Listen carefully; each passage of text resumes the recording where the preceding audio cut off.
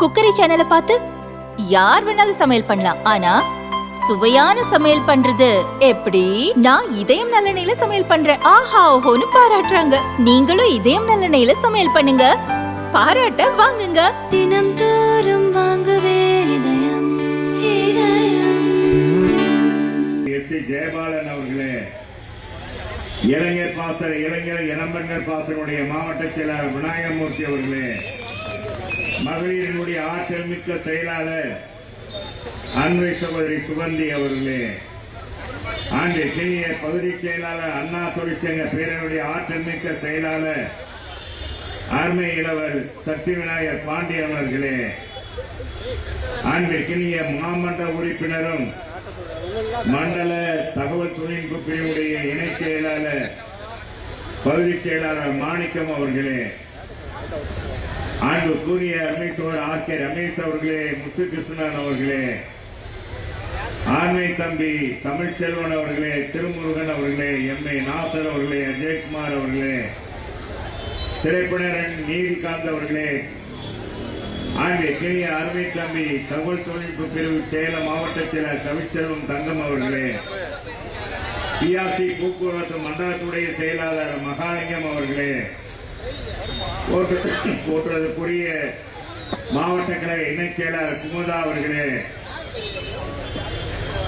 மாநில வழக்கறிஞர் பிரிவுடைய துணை செயலாளர் தம்பி வழக்கறிஞர் சந்திரன் அவர்களே, விவசாய பிரிவுடைய இணை செயலாளர் சீதாராமன் அவர்களே, ஆண்டு கிணிய முன்னாள் தலைவர் கூட்டுறவு இணைத்துறை தலைவர் சாரதி அவர்களே, மாணவனுடைய மாவட்ட தலைவர் மார்நாடு அவர்களே, பாசறை எம் செந்தில் அவர்களே, ஆண்பிற்குரிய வட்டக்கழக செயலாளர்கள் மாவட்ட உறுப்பினர் வட்ட செயலாளருமான இனிய சகோதரர் கிருஷ்ணமூர்த்தி அவர்களே, தம்பி காலவாசல் பாண்டி அவர்களே, தம்பி சாலை ரத்னம் அவர்களே, சிவபாண்டியன் அவர்களே, மூவேந்திரன் அவர்களே, போற்றுக்குரிய பாலமுருகன் அவர்களே, எஸ்.பி. சண்முக சுந்தரம் அவர்களே, பால சக்திவேல் செந்தில்குமார், சரவணன் ராமகிருஷ்ணன் பால்பாண்டி, அன்பு சோதரன் நாகலிங்கம் முருகேசன் சுரேஷ்குமார் ராஜாராம், சத்தீஸ்வரன் லட்சுமி முருகன் முனீஸ்வரன் விநாயகமூர்த்தி வேளாங்கண்ணி,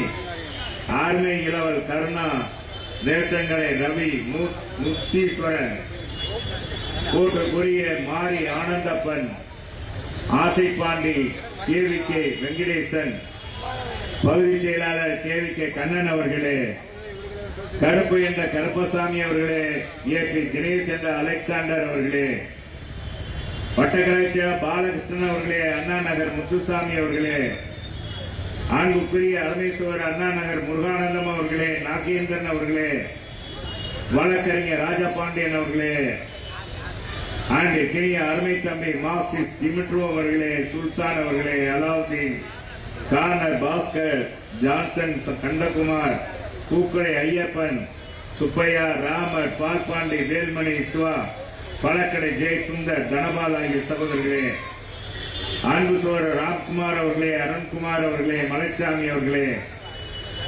ஆண்டு கிணிய சுந்தரராஜன் அவர்களே, கேசவன் அவர்களே, விஜயகுமார் அவர்களே, மதன்குமார் அவர்களே, ஆண்டு கிணிய மாமண்ட உறுப்பினரும் வட்ட செயலாளருமான பி.கே.எம். மாரிமுத்து அவர்களே, இங்கே வருகிறது சிறப்பித்திருக்கின்ற மாமன்ற உறுப்பினர்களே, சிறப்புரையாற்றி அமர்ந்திருக்கின்ற சீரை தம்பி என்ற கிருபாகரன் அவர்களே, பூக்கடை முருகன் அவர்களே, கோழிக்கடை அழகர் அவர்களே, ராமமூர்த்தி, காசிநாதன், ஜெயக்குமார், ஜெயராமன், சுரேஷ் சந்திரன், குமரேசன், ஆர்.எம். சேகர், தேங்க ஆனந்த், மாரிமுத்து, சுகுமாரன், பிரபு, கண்ணன், முருகன், முருகராஜ், செந்தில்குமார், பிரபு, பிரதாப், நூர் முகமது, முன்னாள் மாமன்ற உறுப்பினர் நூர் முகமது, தியாகராஜன், விக்ரம பாரதி, ஆண்டு கிணிய ஹரிராஜன், வினோத்குமார் ஆகிய சகோதரர்களே, ஆண்டு கிணிய தம்பி கீழமாத்தர் வினோத்குமார் அவர்களே, கரிசல் சேகர் அவர்களே, மணிகண்டன் அவர்களே, சேஷாத்திரி அவர்களே, ஐயனார் அவர்களே, ராஜேஷ் அவர்களே, கார்த்திகேயன் அவர்களே, வளமங்கை அவர்களே, முன்னாள் மாவட்ட உறுப்பினர் அன்பு சோழர் போஸ் அவர்களே, முத்தழகு அவர்களே, ஜெயராஜ், சித்ரா, செல்வி நாகராஜன், பார்த்திபன், மருதுபாண்டி, எர்வின், பிரபுராஜ், சையது அப்துல் காதர், ராஜமாணிக்கம், சிவகுமார், சுரேஷ், சீதாராமன், யோகேஷ், நவீன்குமார், அன்பு செல்வன், தினா ஆகிய சகோதரர்களே, வருகிறது சிறப்பித்திருக்கின்ற கௌதம் அவர்களே, வசந்த் அவர்களே, ராஜா, குமர பிரசாத், பிரவீன், பியாசி, தவசி, ராஜசேகர், பூக்கடை முருகன், சுப்புராஜ், சதீஷ்குமார், ராஜாராம், விளாங்குடி முத்துமுருகன், பிரபாகரன், பறவை செந்தில்குமார், நாராயணசாமி, சேகர், கிருஷ்ணமூர்த்தி, சுல்தான், ஆண்டி கிணிய Lakshmanan, Ramachandran, P S Raja, Shantharam, Alauddin, Jacob, Andi கிணிய அனுவர் பாட்சா, சுந்தர், மாணிகண்டன், செல்வராஜ், முனியசாமி ஆகிய சகோதரர்களே, போற்றுக்குரிய அருமை தம்பி கழகத்தின் போர் குரமிக்க அருமை தம்பி கே சுப்பு அவர்களே, தங்கராமன் அவர்களே, கோவிந்தராஜ் அவர்களே, முருகேசன் அவர்களே, ஜெயபாண்டியன் அவர்களே, மதன்குமார் அவர்களே, மாரியப்பன் அவர்களே, கரும்பாலை துரைப்பாண்டி அவர்களே, கோவில் நெடுஞ்செழியன் அவர்கள், அன்பு சோதரி மாவட்ட மகளிரணி நிர்வாகிகள் சோபியா அவர்களே, வளமங்கை அவர்களே, விஜய், ராகவி, வசுந்தரா, தனரேகா, மரகதவல்லி, முத்துலட்சுமி, விஜயா, அன்னமயில் ஆகிய சகோதரர்களே, வருகிறது சிறப்பித்திருக்கின்ற பிஆர்சி அண்ணா தொழிற்சங்க நிர்வாகிகளே மற்றும் உறுப்பினர்களே, தலைமை கழக பேச்சாளர் கிருபாகரன் அவர்களே, பாவலர் ராமச்சந்திரன் அவர்களே, ஆண்டி கிணிய MSK மல்லன் அவர்களே, நன்றி உரையாற்ற அன்பை சகோதரர் அர்ஜுனன் அவர்களே, பூக்கடை முருகன் அவர்களே, பரமகுரு என்ற சேகர் அவர்களே, வழக்கறிஞர் தம்பி சரவணன் அவர்களே, சோழையும் இளவரசன் அவர்களே, சகிலா அவர்களே, லதா கணேசன் அவர்களே, வருகை புரிந்து சிறப்பித்துள்ள அனைத்து மாவட்ட பகுதி கழக, வட்டக்கழக, கிளைக்கழக அனைத்து சார்பணி நிர்வாகிகளுக்கும் கழக வீராங்கனைகளுக்கும் இந்த நேரத்தில் அண்ணா பிறந்த நாளில் என்னுடைய நெஞ்சார்ந்த வாழ்த்துக்களை வணக்கத்தையும் தெரிவித்துக் கொள்கிறேன். ஊடக பெருமக்களே,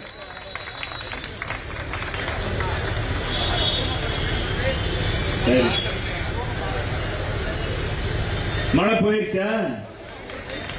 அண்ணா பிறந்த நாள் ஒண்ணு அதே விட்டு கொடுத்திருக்குன்னு நினைக்கிறேன். இயற்கையை கை கொடுத்திருக்கு. என்ன பூமி கொடுத்திருக்கா? சரி, ரொம்ப மகிழ்ச்சி. எல்லாரும் இந்த அண்ணாவுடைய 117வது பிறந்த நாள்ல உங்களை எல்லாம் சந்திக்கின்ற வாய்ப்பை கொடுத்திருக்கின்ற அருமை சோழர் ராமா சீனிவாசன், ஆண்கள் கிளிய அன்பு சோழர்கள் இங்கு வருகின்றிருக்கின்ற பெயர் விடுபட்டிருந்தாலும் என் இதயத்தில் இடம் பிடித்திருக்க அன்பு சகோதரர்களே, நண்பர்களே, நண்பர்களே, எழுதி கொடுத்த அளவுக்கு நான் பேசிட்டேன்ப்பா. யாராச்சும் பேசி விட்டு போயிடுச்சு. நான் எழுதுனவருடைய குறைபாடு தான், என்னுடைய குறைபாடு இல்லை. தாய்மார்களா நிறைய பேர் விட்டு போயிருக்கோம். இருந்தாலும் மன்னிச்சுதும் கூட கோவிச்சுக்கிறாதீங்க. அதனால உங்களையெல்லாம் சந்திக்கின்ற வாய்ப்பை கொடுத்திருக்கின்ற எங்களுடைய பொதுக்குழு உறுப்பினர் முன்னாள் மேயர் தேவி அவர்களுக்கு முதல்ல வணக்கத்தை சொல்லிக்கிறேன். ஏன்னா நான் நடத்த சொன்ன பொதுக்கூட்டமே இதுதான். ஏன்னா மாநகர் மாவட்ட கழக சார்பா எதுவுமே செய்யாம அவருக்கே டேக்கா கொடுத்துக்கிட்டே இருந்தாரு. சரி, ஏதாச்சும் செய்யுங்க அப்படின்னு. ஆனா அருமையா செஞ்சிட்டாரு. அவருடைய குணம், அவருடைய மனம் போலேயே அந்த பொதுக்கூட்டமும் அண்ணாவுடைய பிறந்த நாள மூத்தவர் அண்ணாவோடு அண்ணா கள பணியாற்றியின் போது அவரும் பணியாற்றியவர். யாராச்சும் பார்க்க முடியுதா? என்றும் 16ஆக காட்சி அளிக்கிறார். அப்படிப்பட்ட சிறந்த குணத்துக்காரர். உண்மையிலே எனக்கு ரொம்ப மகிழ்ச்சி. எல்லா பகுதி செயலாளரும் வந்திருக்கீங்க, வார்டு செயலாளர் பெரும்பகுதி வந்திருக்கீங்க, மகளிரணி நிர்வாகி வந்திருக்கீங்க. இந்த கூட்டத்தில் இவ்வளவு பேர் கலந்து கொள்றது உண்மையிலே எனக்கு மற்றற்ற மகிழ்ச்சி, சந்தோஷம். இந்த நேரத்தில் மழை நேரத்தில் உங்களை பார்க்கின்ற வாய்ப்பு நமக்கு உரையாக இந்த அனுமதி கொடுத்து நடத்துகிறதுக்கு உதவி பண்ணிய காவல்துறைக்கும் இந்த நேரத்தில் என்னுடைய நன்றி தெரிவித்துக் கொள்கிறேன். இங்க பேசுகின்ற பேச்சுக்களை எல்லாம் எடுத்து செல்ல வந்திருக்கின்ற ஊடக பெருமக்களுக்கும் என்னுடைய வாழ்த்தையும் வணக்கத்தையும் தெரிவித்துக் கொள்கிறேன். வாங்க ஜீவா, வாழ்த்துக்கள். எனக்கு முன்னால பிறந்த அண்ணாவுடைய அருமை பெருமைகள் எல்லாம் எடுத்து சொன்னாங்க. பேசியவர் அத்தனை பேரும் தொட்டு தொட்டு சொட்டு சென்றார்கள். அவ்வளவுதான் செய்ய முடியும். இன்றைக்கு அண்ணாவுடைய 117வது பிறந்த நாளை கொண்டாடுகிறோம் என்றால், இந்த கொண்டாடுவதற்கு முழு உரிமையும் முழு தகுதியும் படைத்தது எந்த கட்சி என்றால் அண்ணா திராவிட முன்னேற்ற கழகம் ஒன்றுதான். மனித புனிதன் புரட்சித் தலைவர் எம்ஜிஆர் உருவாக்கிய அண்ணா திமுகவுக்கு மட்டுமே உரித்தானது. 2-3 நாட்களுக்கு முன்பாக உங்களுக்கு தெரியும், கரூரிலே ஒரு கூட்டம் முப்பெரும் விழா என்று சொல்லி அண்ணா உருவாக்கிய திராவிட முன்னேற்ற கழகத்தின் சார்பாக முப்பெரும் விழா எடுத்து அதோடு முடித்து விட்டார்கள். அண்ணாவுடைய பிறந்தநாள அதோடு முடித்த ஒரே ஒரு இடத்துல நடத்திட்டு. ஆனால் இன்னைக்கு பட்டி தொட்டி எல்லாம் எங்கு அண்ணா திராவிட முன்னேற்ற கழகம் இருக்கிறதோ அத்தனை மாவட்டங்களிலும் அண்ணாவுடைய பிறந்த நாளை கொண்டாடி கொண்டிருக்கிறோம். இந்த கொண்டாடுவதற்கு காரணம் புரட்சித் தலைவர் எம்ஜிஆர். ஏன்னா அவரை நாம் இந்த நேரத்தில் நினைத்து பார்க்கணும். புரட்சித் தலைவர் கலைஞர் கருணாநிதியால் தூக்கி எறியப்பட்ட பிறகு, அந்த கட்சியிலிருந்து நீக்கிய பிறகு என்ன நடந்தது என்பது இன்றைக்கு இருக்கிற 3ஆம் தலைமுறைக்கு தெரியாது. இன்னைக்கு ஒரு கட்சியில தலைமையில இன்னைக்கு நம்ம தலைவர் கூட நம்ம பொதுச் செயலாளர் பாராளுமன்ற மீது நடவடிக்கை எடுத்திருக்காரா இல்லையா? எடுத்திருக்காரு. ஒரு கட்சி தலைவர், ஒரு கட்சியினுடைய பொதுச் செயலாளர் தலைவர் நடவடிக்கை எடுப்பது வழக்கமான ஒண்ணு. ஆனா புரட்சி தலைவரை திமுகவில் இருந்து நடவடிக்கை எடுத்தவுடன் தமிழக மக்களே கொந்தளித்தார்கள். தமிழக மக்களே கொந்தளித்து எங்கு பார்த்தாலும் ஆண்டி வாகனங்கள் செல்ல முடியாத அளவுக்கு, எப்படிடா நீ எம்ஜிஆரை நீக்கலாம்? கருணாநிதி உனக்கு என்ன தைரியம்? இந்த கட்சியே எம்ஜிஆர் கட்சியே நீ முதலமைச்சரான நீக்கலாமா அப்படின்னு சொல்லி அன்னைக்கு பார்த்தா தமிழ்நாடே கொந்தளித்து ட்ரெயினே போக முடியல. ட்ரெயின் போக முடியல, பஸ் போக முடியல, அமைச்சர்கள் தங்கள் பணியை செய்ய முடியல. அப்படிப்பட்ட வரலாற்றுக்கு சொந்தக்காரன் யார் என்றால் நம் தங்க தலைவன் புரட்சி தலைவர் எம்ஜிஆர் ஒருவருக்குத்தான் உண்டு. அவர் பல சாதனை புரிந்தவர் எம்ஜிஆர், பல சாதனைகள். படுத்துக்கொண்டே ஜெயித்தவர் எம்ஜிஆர். 2 முறை 67 படுத்துக்கொண்டே ஜெயித்தார் பரங்கிமலையில். 80 படுத்துக்கொண்டே ஆட்சியை பிடித்தவர் எம்ஜிஆர். படுத்துக்கொண்டே 5000 மேல் கங்காளை படுத்துக்கொண்டு. இந்த மாதிரி வரலாறு எந்த தலைவனுக்கும் கிடையாது, உலகத்தில் எந்த தலைவனுக்கும் கிடையாது, எந்த அரசியல் தலைவனுக்கும் கிடையாது. எம்ஜிஆருக்கு மட்டும்தான் உண்டு. 20 ஆண்டு காலம் திமுகவுடைய வளர்ச்சிக்காக பாடுபட்டவர் எம்ஜிஆர். 1952 களப்பணியாற்றி கழகத்தில் சேர்ந்து திமுகவுடைய அண்ணாவுடைய அருமை பெருமைகளை தெரிந்து அவருடைய அரவணைப்பு, அவர் பண்பு, பாசம், அவர் கொடுக்கின்ற மரியாதை, தம்பிகள் மீது கொண்டிருக்கின்ற அளவற்ற பாசத்தால் புரட்சி தலைவர் கவரப்பட்டு அந்த இயக்கத்திலே தன்னை இணைத்துக் கொண்டார். இணைத்த பிறகு திமுகவை வளர்த்தெடுத்தவர் புரட்சி தலைவர். அதுவரை திமுக என்ற கட்சி ஒரு திராவிட கழகத்துடைய பிரிவாகத்தான் பார்க்கப்பட்டது. தந்தை பெரியாருடைய மறுபடிவாகத்தான் பார்க்கப்பட்டது. புரட்சி தலைவர் சேர்ந்த பிறகுதான் அந்த கட்சி ஒரு அரசியல் கட்சியாக அங்கீகரிக்கப்பட்டது. பட்டி தொட்டியெல்லாம் பறந்தது கொடி. எம்ஜிஆர் நடித்த படங்கள் அத்தனையும் காட்டினார் புரட்சி தலைவர் எம்ஜிஆர். அண்ணாவுடைய கொள்கையை பரப்பினார். அண்ணாவுடைய கொள்கையை பாடல் மூலமாக, திரைப்பட காட்சியின் மூலமாக அந்த சின்னத்தையும் காமித்தவர். 53 கட்சி எலெக்ஷன்ல நிக்கலான்றாங்க, பொது வாழ்க்கையில நிக்கணும் திராவிட முன்னேற்றம். எலெக்ஷனுக்கு நிக்கிறதுக்கு திமுக நிற்கணும் நினைக்கிறதுக்கு முன்னாடியே கட்சியில சேர்ந்தவர் எம்ஜிஆர். இன்னைக்கு இருக்கிற நடிகரே இருப்பவர் அல்ல. வந்த உடனே கட்சி ஆரம்பிச்சோம் நான் ஸ்ட்ரெயிட்டா கோட்டைக்கு தான் அப்படின்னு சொல்ற அவரெல்லாம் எம்ஜிஆர். அப்படி அல்ல, ஒரு கட்சி பொது வாழ்க்கையில தேர்தலில் நிக்க கூடாது என்ற முடிவெடுத்திருக்கிற நேரத்தில் அந்த கட்சியில சேர்ந்து அப்புறம் அந்த கட்சி தேர்தலில் நிக்கலாம் என்ற முடிவெடுத்த பிறகு அந்த கட்சிக்காக பாடுபட்டவர் எம்ஜிஆர். அப்படிப்பட்ட தலைவரை நீக்கிய பிறகுதான் இந்த மாதிரி மறுமலர்ச்சி ஏற்பட்டது. ஒரு பக்கத்தில் நம்ம நன்றி சொல்லணும் கலைஞருக்கு. அவர் மட்டும் எம்ஜிஆரை நீக்காவிட்டால் இன்னைக்கு அண்ணா திராவிட முன்னேற்ற கழகம் 57 ஆண்டுகளாக வளர்ந்திருக்காது. 31 ஆண்டுகளும் ஆட்சியில் அமர்ந்திருக்க முடியாது.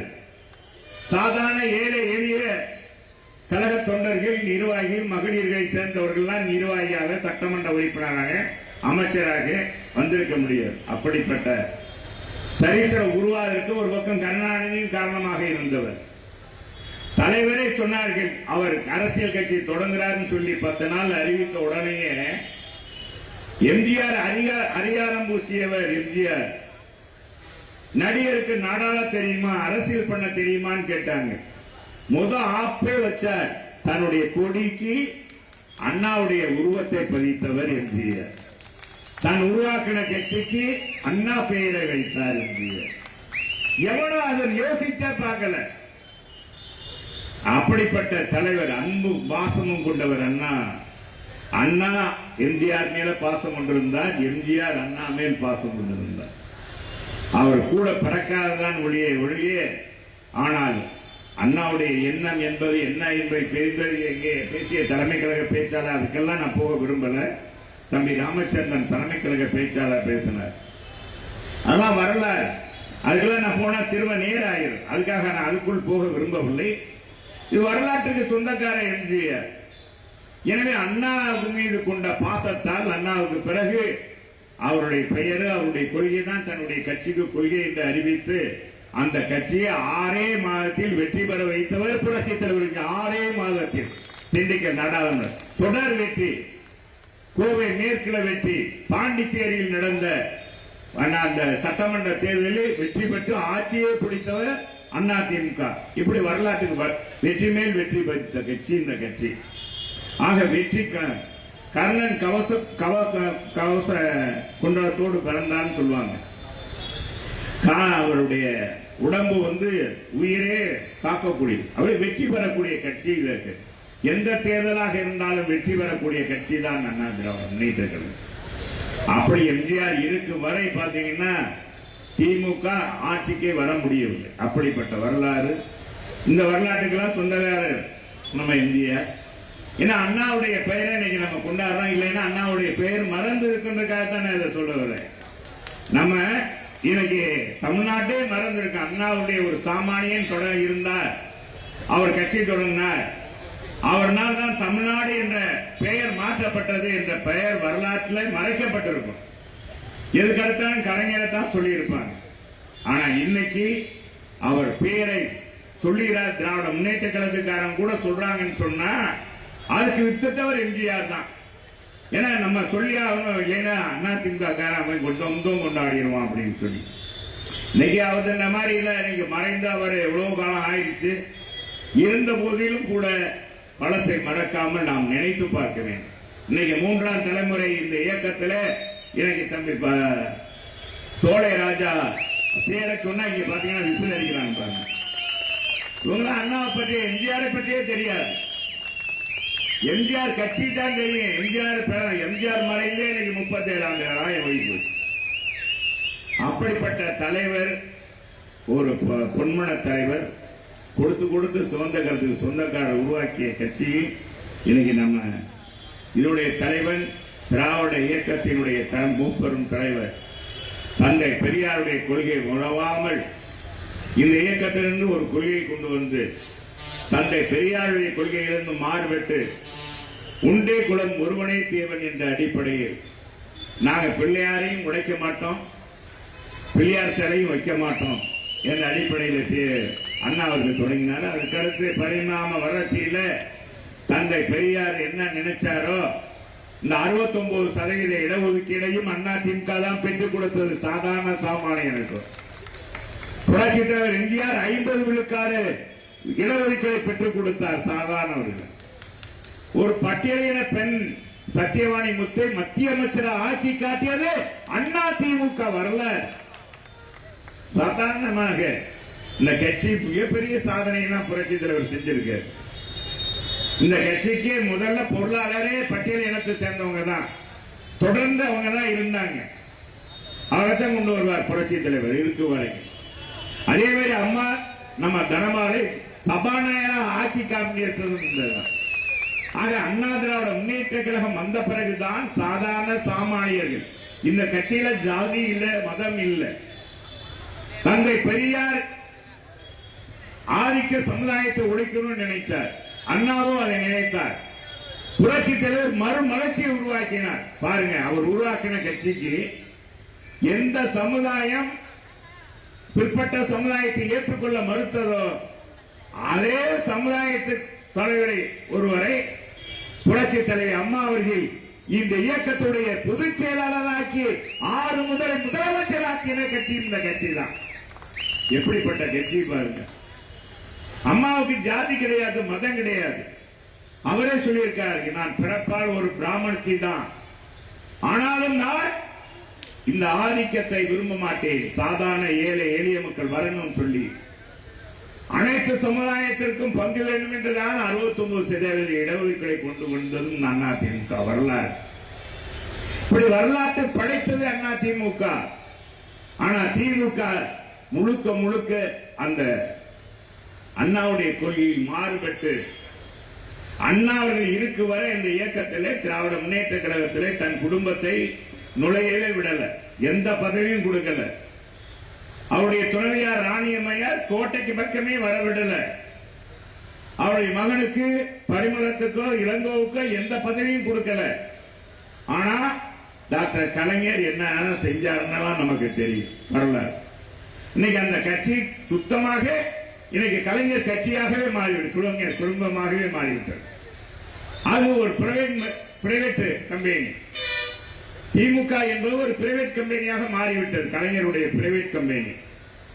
அதுல இருப்பவர்களாம் நீங்க நிர்வாகிகளாம் எடுத்து பாருங்க ஒவ்வொன்றால்.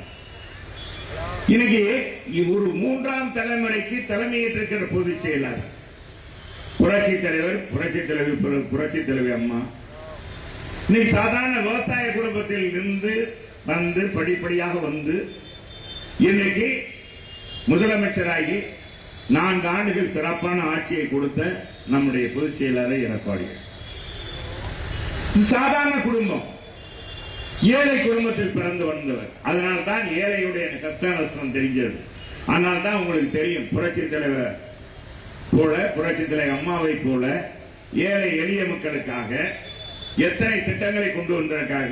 நான் ஒன்று மட்டும் நான் உங்களுக்கு குறிப்பிட விரும்புகிறேன். புரட்சி தலைவர் ஆட்சியில் இருக்கும்போதுதான் உங்களுக்கு தெரியும், இந்த விலையில்லா வேஷ்டி சேலை வழங்குறது, மாணவ செல்வங்களுக்கு பூட்ஸ் கொடுக்கிறது, இதெல்லாம் திட்டம்லாம் பாத்தீங்கன்னா ஓலை குடிசைக்கு ஒரு விளக்கு கொடுத்தது, இலவசமாக கொடுத்தது, இதெல்லாம் தலைவர் செஞ்ச திட்டங்கள்.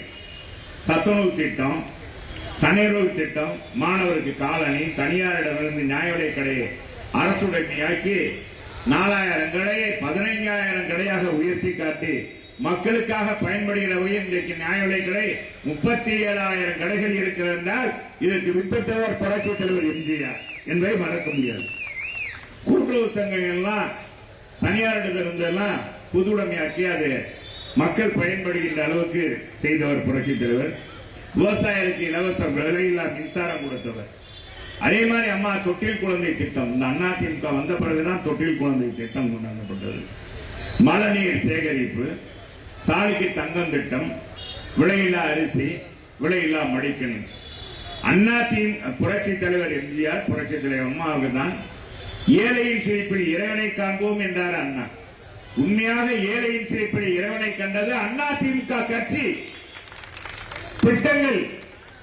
ஆனால் எடப்பாடியார் 7.5% இடஒதுக்கீடு. மாணவ செல்வங்கள் சாதாரண ஏழை குடும்ப பிள்ளைகள், இங்க இருக்கிற டீ கடை மாஸ்டர் அவர் பிள்ளையா இருந்தாலும், காய்கறி கடை விற்பவர் பிள்ளையாக இருந்தாலும், அரசு பள்ளியிலே மாநகராட்சி பள்ளியில படிக்கிற பிள்ளைகள் இன்னைக்கு 3446 பிள்ளைகள் டாக்டராக இருக்கிறாங்க. 3446 குடும்பங்கள் இன்னைக்கு டாக்டர் குடும்பம் என்று அறிவிக்கப்படுகிறது. 5 பைசா செலவில்லாமல் இன்றைக்கு இந்த பிள்ளைகள் எல்லாம் டாக்டராக வரப்போகிறார்கள். இந்த திட்டத்தை வகுத்து கொடுத்து சட்டமாக்கி நடைமுறைப்படுத்தியவர் எடப்பாடியார். கொரோனா காலத்திலே படித்து ஒரு வருஷம் வேஸ்டா போயிருமே, ஏழை பிள்ளைகள் எல்லாம் ஒரு வருடம் கூடுதல் படிக்க வேண்டுமே என்ற அடிப்படையில் அத்தனை பேரையும் பள்ளிக்கூடத்தை பிள்ளைகள் எல்லாம் பாஸ் பண்ண வைத்தவர் புரட்சி தமிழர் எடப்பாடியார். பரீட்சை எழுதாமலே பாஸ் பண்ணுவீங்க. 11 மாதங்கள் விலையில்லா அரிசி கொடுத்தவர் புரட்சி தமிழர் எடப்பாடியார். விவசாயிகளுக்கு மும்முனை மின்சார திட்டம் கொண்டு வந்த எடப்பாடியார். 11 மாதங்கள் விலையில்லா அரிசி, விலையில்லா பருப்பு, சமையல் பொருட்கள் கொடுத்து 2 முறை 1000 கொடுத்து, பொங்கல் தொகுப்பு 2500 ரூபாய் கொடுத்து சட்ட ஒழுங்கை பேணி காத்தவர். அப்படிப்பட்ட ஆட்சி இன்னைக்கு வேண்டும். மக்கள் எங்கு பார்த்தாலும் புரட்சி தமிழர் எடப்பாடியார் இன்னைக்கு புரட்சி பயணம் தொடங்கினார். மக்களை காப்போம், தமிழகத்தை மீட்போம் என்ற எழுச்சி பயணம். அந்த எழுச்சி பயணத்தினுடைய வெளிப்பாடு என்ன? ஒவ்வொரு தொகுதியிலும் லட்சக்கணக்கான மக்கள் கூடினார்கள். மதுரையில பாருங்க, மற்றொரு சித்திர திருவிழாவாக காட்சி அளித்தது. மாநகரிலே இவ்வளவு பெரிய எழுச்சி. அவ்வளவு பெரிய எழுச்சிக்கு காரணம் என்ன? மக்களை கிளர்ந்து வந்தார்கள். அழைக்கிறது ஒரு பக்கம் இருந்தாலும் வர வேண்டும் என்ற நோக்கம் வர வேண்டுமே, அது வந்தார்கள். ஆனா இன்னைக்கு முதலமைச்சர் போற இடத்துல அப்படியா இருக்கு. வலுக்கட்டாயமாக நிக்க வைக்கிறார்கள், மாணவர்களை நிக்க வைக்கிறார்கள், அங்கன்வாடி பணியாளர்கள் நிக்க வைக்கிறார்கள். ஆனால் அவர்கள் உடைய அன்னைக்கு என்ன அந்த எழுச்சி இருக்கா? அது எழுச்சி இல்லை. இன்னைக்கு புரட்சி தமிழர் போற இடத்தெல்லாம் எழுச்சி பயணம் இருக்குது என்றால் இந்த 4 ஆண்டுகள் 3 மாதம் ஆட்சி தான். மும்முனை மின்சாரம் கொடுத்தார். தஞ்சை மண்டலத்தை வேளாண் மண்டலமாக அறிவித்தார். எத்தனையோ திட்டங்கள், குடிமராமத்து பணி மூலமாக எத்தனை திட்டங்கள். இன்னைக்கு மதுரைக்கு பாருங்க, 10,000 கோடிக்கான திட்டங்கள். அவர் மட்டும் 8,000 கோடி வழங்கினார். இன்னைக்கு பாருங்க, நான் இப்ப கூட நான் வந்தேன், பாட்னா காலேஜில இருந்து வர்றேன். இன்னைக்கு மார்க்கெட் நடக்குது, சந்தை, வார சந்தை நடக்குது. பாத்தீங்கன்னா பஸ் நிக்குது வரிசையா, 2 பாலம் போட்டு கூட வரிசையா பேருந்து நிக்குது, கார்கள் நிக்குது. இது ஒரு பேருந்து தான் இருந்துச்சு. நான் இங்கே சட்டமன்ற உறுப்பினராக வருவதற்கு முன்பாக ஒரே ஒரு வழி சாலை தான் இருக்கு, காமராஜர் பாலம். இது 2 வழிச்சாலையாக மாத்தணும்னு சொல்லி அம்மாட்ட சொன்ன உடனே சட்டம் போட்டு உடனடியாக 2 வழிச்சாலையாக 2 பாலம் கட்டினார் புரட்சி தலைவர். அதுக்கடுத்து இன்னைக்கு பாருங்க, ஆற்றோரங்கள்ல 2 வழிச்சாலை, இங்க இருந்து பெரகனூர் வரைக்கும் தொடர் சாலை. 20 நிமிடத்தில் பாண்டி கோயிலுக்கு போயிடலாம். மதுரை 4 மாசிகள் உலகத்தரம் வாய்ந்த சாலை. இன்னும் 40 ஆண்டுகளுக்கு குடிநீர் பிரச்சனை இல்லை என்ற வரலாற்றை படைக்கின்ற முல்லை பெரியார் கூட்டு குடிநீர் திட்டம். இன்னைக்கு 17 லட்சம் மக்கள் பெருக்கம் தமிழகத்தை மதுரையில இருக்கிறது. இன்னும் 40 லட்சம் மக்கள் பெருக்கம் ஏற்பட்டாலும் கூட மதுரையிலே குடிநீர் பற்றாக்குறை வராது என்ற சட்டத்தை உருவாக்கி கொடுத்தவர் புரட்சி தமிழர் எடப்பாடி. தூய்மையான குடிநீர் மக்களுக்கு தங்குதடை 24 மணி நேரம் கிடைக்கிறது வழிவகை செய்தது கட்சி அண்ணா திமுக. நான் கேட்கிறேன் சகோதரர்களே, மதுரையில எங்கு பார்த்தாலும் சந்தை, இன்னைக்கு பெரியார் பேருந்து நிலையம் எவ்வளவு அற்புதமாக இருக்கிறது. அங்க மல்டி காம்ப்ளெக்ஸ் கட்டப்பட்டிருக்கிறது. வாகன நிறுத்தும் இடம், மீனாட்சி அம்மன் கோயிலுக்கு போற வாகனங்கள்லாம் அங்க நிறுத்தலாம். சென்ட்ரல் மார்க்கெட் அருகாமையிலே வாகன நிறுத்தம் கட்டடம். இப்படி பல்வேறு சிறப்புகள். மதுரை மீனாட்சி அம்மன் கோயிலை சுற்றி அழகு கல்லுகள், கல் சாலைகள் அமைக்கப்பட்டு இன்னைக்கு எப்படி இருக்கு, தூய்மையான கோயிலாக பராமரிக்கப்பட்டது. அலங்கார விளக்குகள், நம்முடைய புது மண்டபம் புதுப்பிக்கப்பட்டிருக்கிறோம். இந்த வரலாறு எல்லாம் நான் சொல்றதுக்கு காரணம், ஒரு திட்டமாச்சும் இந்த ஆட்சியில இந்த 4 ஆண்டுகள் 5 ஆண்டுகள் ஆக போகிறது. டிஃபன் பாக்ஸ் கொடுத்துக்கிட்டு இருக்காரு. மதுரை மேற்கு தொகுதியெல்லாம் கொண்டாந்து கொடுத்துக்கிட்டு இருக்காருல, வணிக வரி என்ன துறை அவரு, வணிக வரித்துறை அமைச்சர். நான் கேட்கிறேன், ஒரு திட்டம் கொண்டாந்தன்னு நீ சொல்லு. மதுரை மக்கள் பயன்படுறதுக்கு ஒரு திட்டம் கொண்டாந்தீங்களா? இங்க இருக்க காம்ரேட், இங்க பாருங்க, அதுல பாருங்க, மத்திய மாநில அரசை எதிர்க்கிறாங்க. மாநில அரசை பத்தி மாநில அரசு செய்யாத குறைகளை நீ சுட்டி காட்டுறானா மத்திய அரசுக்கு போயிட்டாங்க. கம்யூனிஸ்டுக்காரனுடைய எத்தனை குணமும் போர்க்குணம் போயிருச்சு. இன்னைக்கு கம்யூனிஸ்ட் கழுத தேஞ்சு கட்டருமான கதையாக அந்த கட்சியில 1-2 பேர் பழைய காம்ரேட்டுகள் தான் இருக்காங்க. அந்த போர்க்குணம்லாம் இல்ல. இன்னைக்கு கட்சி அடமானம் வச்சுட்டாங்க திமுக. ஏன் அங்கன்வாடி பணியாளர் போராடுறாங்க, தூய்மை பணியாளர் போராடுறாங்க, ஆசிரியர் போராடுறாங்க, பகுதி நேர ஆசிரியர் போராடுறாங்க, அரசு ஊழியர் போராடுறாங்க. இந்த ஆட்சியில என்ன நடக்குது? பூரா போதை கலாச்சாரம், கிறுக்கு போதையாக இருக்கிறது. மாணவர்கள் எல்லாம் இன்னைக்கு பாதை மாறி போகிறார்கள். மன வருத்தமாக இருக்கிறது. நம்முடைய முன்னாள் ஜனாதிபதி விஞ்ஞானி அப்துல் கலாம் என்ன நினைச்ச? பெருத்த இளைஞரை கொண்ட தமிழ்நாடு, பெருத்த இளைஞரை கொண்ட இந்தியா, அடுத்து வல்லரசாக வேண்டும் இவருடைய கனவு காணுங்கள். வல்லரசாக கனவு காணுங்க. இன்னைக்கு என்ன பாதையில் போய் கொண்டிருக்கிறது? திமுக தொடர்ந்தால் இந்த நாடே சுடுகாடாயிடும். இங்க பாருங்க, இங்க ஒருத்தர் இருந்தார், ஒரு வயசானவரை கொண்டு போய் அங்க சேர்க்கிறதுக்கே பெரும்பாடாகி போச்சு. நம்ம ராமச்சந்திரன் சொன்ன மாதிரி வீரன் சரக்கு இன்னைக்கு அதை நேரடியாக பார்த்துட்டோம். வீரன் சரக்கு கொடுக்குறாங்க இல்லையா டாஸ்மாக்ல. அந்த வீரன் சரக்கு அடித்தா என்ன ஆகுன்றத 70 வயசு தாத்தா வீரமாக காட்சி அளிக்கிறார். இன்னைக்கு டாஸ்மாக் கடையில் அந்த அளவுக்கு மோசமாக இருக்கிறது. இன்னைக்கு கனிமொழி சொன்னாங்க, இளம் விதவைகள் தமிழகத்தில் அதிகமாகிட்டாங்க அதிமுக ஆட்சியில் அப்படின்னா. இன்னைக்கு அவங்க ஆட்சியில இளம் விதவைகள் மட்டுமில்ல, இன்னைக்கு பார்த்தா பெண்கள், இளைஞர்கள் அத்தனை பேருமே பாதை மாறி இன்னைக்கு போதைக்கு அடிமையாகிவிட்டிருக்கிறாங்க. பெருத்த அவமானமாக இருக்கிறது. இந்த ஆட்சி திமுக என்றைக்கு விரட்டப்படுகிறதோ அன்றைக்கு தான் தமிழகத்துக்கு விடிவு காலம் என்று மக்கள் நினைக்கிறார்கள். அதன் வழிதான் இன்னைக்கு புரட்சி தமிழருக்கு, எடப்பாடியாருக்கு எங்கு பார்த்தாலும் மக்கள் வெல்லும், எங்கு சென்றாலும் சிறப்பாக இருக்கிறது.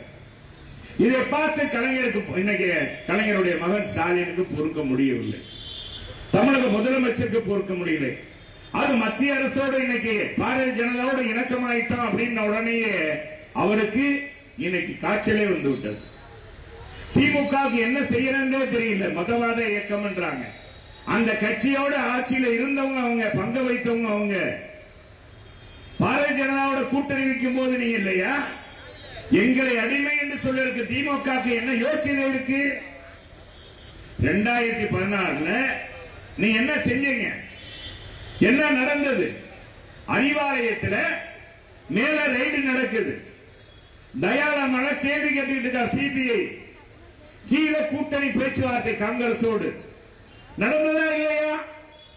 இல்லை என்று மறுக்க முடியாது. 2011 எந்த காலத்திலும் திமுக காங்கிரஸோடு கூட்டணி வைக்காது என்று சொன்னவர் தானே கலைஞர். அதை காட்டிலும் நான் காங்கிரஸோடு கூட்டணி வைத்தால் பிரச்சாரத்துக்கே போக மாட்டேன் சொன்னவர் தான் இன்றைக்கு இருக்கிற முதலமைச்சர். அவர் தான் இன்னைக்கு காங்கிரஸை இன்னைக்கு கட்டிப்பிடித்துக் கொண்டு இருக்கிறார். இன்னைக்கு கூட ஒரு சின்ன சம்பவத்தை நான் ஒன்னு பத்திரிகையில பார்த்தேன். சீமான் சொன்னது மாதிரி திமுக மட்டும் நம்மள மாதிரி 2016 எப்படி தனித்து நின்று நம்ம ஆட்சியை பிடித்தோம் இல்லையா, அது மாதிரி நீ தனித்து நின்று நீ வெற்றி பெற முடியுமா?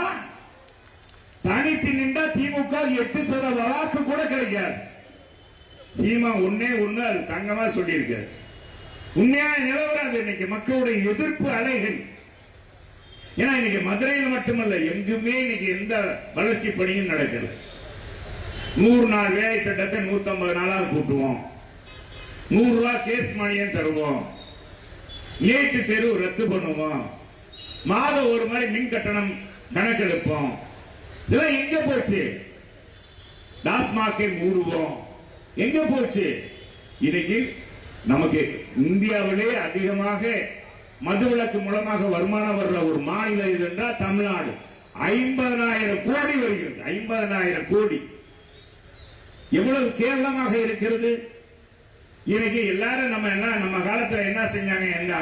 அதிமுக ஆட்சி காலத்துல ஒவ்வொரு ஆண்டும் நம்முடைய நீட்டு தேர்வுல எவ்வளவு பேர் வெற்றி பெற்றாங்க, எஸ்எஸ்எல்சில எத்தனை சதவீதம் வந்தது, எத்தனை சாதனை படைத்தோம் அப்படின்னு தான் நம்ம பார்ப்போம். இப்ப ஒவ்வொரு தீபாவளிக்கும் எவ்வளவு சரக்கு நீ வித்தது இன்னைக்கு கணக்கு போடுறான். திமுக ஆட்சியில் இன்னைக்கு எவ்வளவு தூரம் விற்கிறது, இந்த ஆண்டு கூடுதலாக விற்கணும் அப்படின்னு சொல்றாங்க. ஒவ்வொரு ஆண்டு கூட விற்கணும். அதுக்கு திமுக இன்னைக்கு அது வரைமுறை வைக்கிறாங்க. இந்த அளவுக்கு மோசமாக இந்த ஆட்சி இருக்கு. நாங்க சொல்லல, தமிழ்நாட்டு மக்களே இன்னைக்கு விரும்பி கூட நீ பக்கம் உதய சூரியன் பக்கம் திரும்பி கூட பார்க்க மாட்டாங்க. ஒருவரல் புரட்சி நடக்க போகுது. அது 67 நடந்த மாதிரி எப்படி காங்கிரஸ் பேரறிஞர் பிறந்த அண்ணா அவர்கள் சாதுரியமாக எப்படி வெற்றி பெற்றாரோ, காங்கிரஸ் ஆட்சியே இந்த மண்ணிலே இல்லை என்ற வரலாற்றை படைத்தாரோ, இன்னைக்கு எத்தனை ஆண்டுகள் 67க்கு பிறகு இன்னைக்கு எத்தனை ஆண்டுகள் ஆகிவிட்டது பாருங்க. 67க்கு பிறகு காங்கிரஸ் இந்த ஆட்சிக்கு வரவே முடியவில்லை. அதே மாதிரி 26ல இனிமே திமுக என்ற கட்சியே ஆட்சிக்கு வர முடியாத என்ற நிலையை உருவாக்க போறவர் அண்ணாவுடைய மறுபிறப்பாக இருக்கின்ற எடப்பாடியார் என்பதை நீங்கள் எல்லாம் புரிந்து கொள்ள வேண்டும். இன்னைக்கு அண்ணாவுடைய பிறந்த நாள்ல நம்ம எல்லாம் இதெல்லாம் சூளுரைக்க வேண்டும் என்பதுதான் என்னுடைய வேண்டுகோள். எனவே இந்த நாட்டில் ஏமாற்றுவர்கள் ஏமாற்றிக் கொண்டே தான் இருப்பார்கள். திமுக ஏதாச்சும் ஒரு திட்டம் அவங்க 6 முறை ஆட்சியில வந்தோம்ன்றாங்க. என்ன செய்தீர்கள்? நாட்டுக்கு என்ன திட்டம் கொண்டு வந்தீங்க? எங்க காலத்துல கொண்டு வந்த திட்டம் மாதிரி புரட்சி தலைவர் அம்மாவுடைய திட்டங்கள் இன்னைக்கு சாகா வரம் பெற்ற திட்டங்கள். மடிக்கணினி திட்டம், மாணவர்கள் திட்டத்தை நிப்பாட்டிவிட்டீங்க. ஏழை எளிய மாணவர்களுக்கு அறிவு சார்ந்த கல்வி கிடைக்கிறது. என்ன திட்டம் கொடுத்திருக்க? 1000 ரூபாய் கொடுக்கறதுனால என்ன பிரயோஜனம் இந்த ஆட்சியில?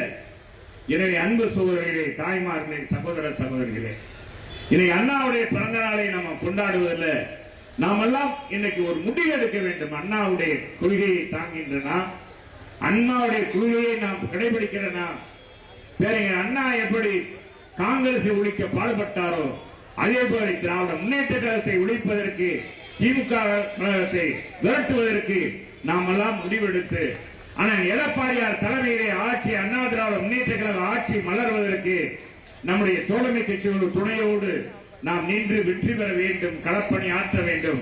களப்பணி ஆற்ற வாருங்கள் வாருங்கள் என்று அழைத்து அண்ணாவுடைய பிறந்த நாளிலே உங்களை எல்லாம் சந்திக்கின்ற வாய்ப்பை கிடைத்தமைக்கு நன்றி கூறி விடைபெறுகிறேன். நன்றி, வணக்கம்.